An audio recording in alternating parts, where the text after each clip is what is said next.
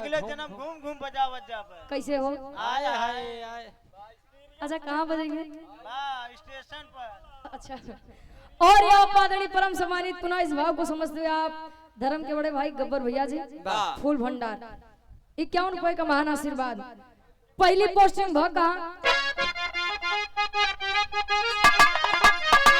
अरे राज्य छत्तीसगढ़ में अब भइली पहली तैयारी तखुनवा बहावे जहाँ रोज उतरता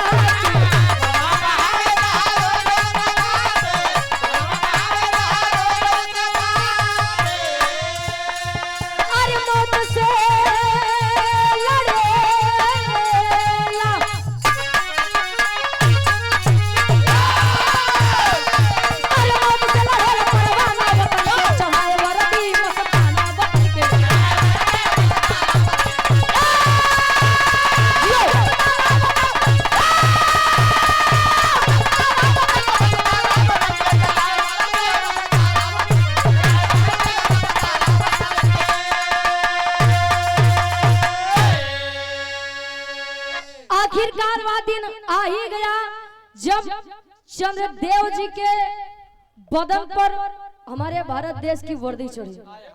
अब पहली पोस्टिंग भाग कहाँ? छत्तीसगढ़ में, जिसे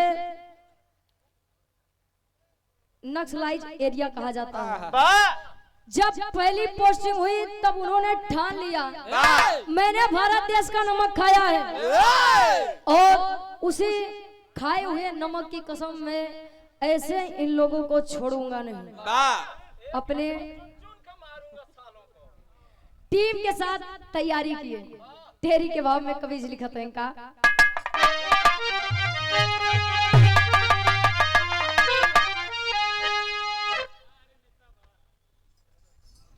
और आप आदरणीय परम सम्मानित बिरहा पुरोधाय आप गुरु गणेश अखाड़े के आप पूज्य गुरु जी आदरणीय आप राम खिलावन पुजारी दादा के संगीत प्रेमी आप बड़े भैया चंदन यादव जी छात्र नेता टीडी कॉलेज बलिया मुन्ना यादव राइफल शाहपुरवा बलिया से ये भैया जी के द्वारा इस भाव को समझते हुए 100 रुपए का महान आशीर्वाद।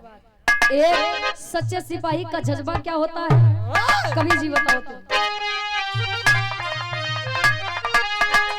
अरे तब पुरुष के 16 पानी ना हो बाबू पुरुष के 16 पानी ना होई तो वतन के हवन कुंड में झुलसी भले जवानी अरे जवानी अरे जवानी।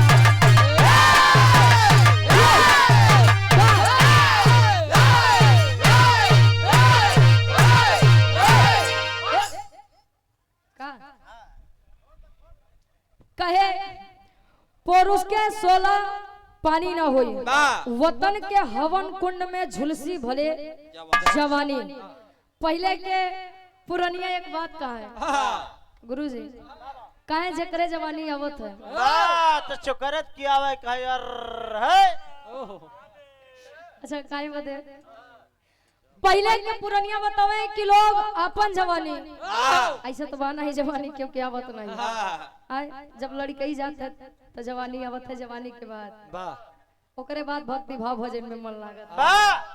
ए भैया पहले के लोग अपन जवानी अखाड़े में खर्चा करें सरहद पे खर्चा करें आवत रही तो जनवाई के मानत रहे लेकिन आज वाले ने क्या आवत है तब खटिए बिता देते काहे 8 बजे भर सोवत है तो पूरा बोला कर।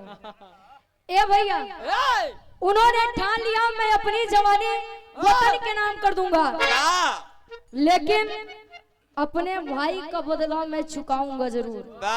आखिरकार धीरे धीरे समय बीतत बा उस समय नजदीक आयल जब चंद्रदेव जी कश्मीरी घाट पे जो पाकिस्तानी उत्पात मचाए हुए थे उनका ठिकाना खोज रहे हैं। कैसे एक लाइन गीत लगत बा जियो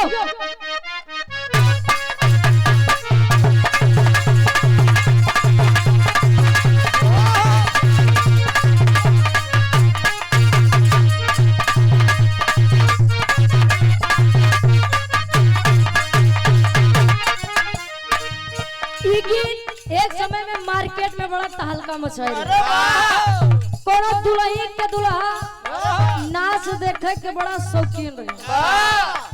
जाए तो रात रात भर नचिए देखे। पार्टी पकड़ के सो। दुल्हैया अपने दुल्हावा से कहा तो जब दुल्हावा घरे लौट के आए तो घोरैया में घोरारिया में का कहे गुरुजी? का क्या बात है?